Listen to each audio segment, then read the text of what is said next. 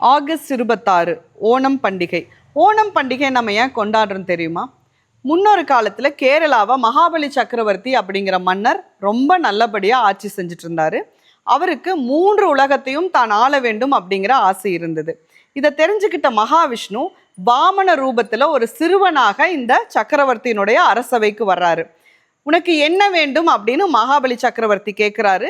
எனக்கு என்ன வேண்டுமானாலும் தருவீர்களா அப்படின்னு அந்த சிறுவன் கேட்குறாங்க.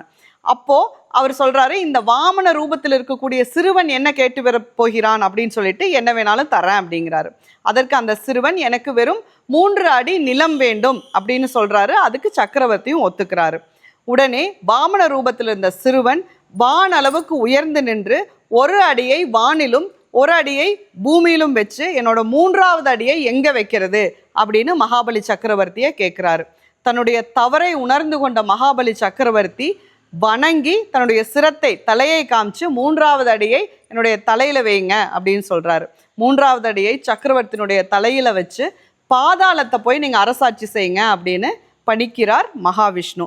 அப்போ சக்கரவர்த்தி, நான் ரொம்ப நல்லபடியா ஆட்சி செஞ்ச இந்த கேரளத்திற்கு வருடம் 1 முறையாவது வந்து போக வேண்டும், அதுக்கு நீங்க அருளாசி புரிய வேண்டும் அப்படின்னு கேட்கிறாரு. மகாவிஷ்ணுவும் ஆசி புரிகிறார்.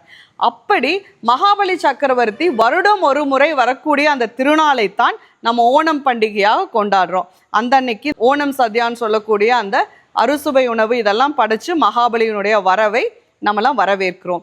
கேரள மக்களுடன் சேர்ந்து மகாபலி சக்கரவர்த்தியை நாமும் வரவேற்போம். உலகெங்கும் உள்ள கேரள மக்கள் அனைவருக்கும் மனமார்ந்த ஓணம் திருநாள் நல்வாழ்த்துக்கள். ஓணம் அசம்ஷகல். நன்றி.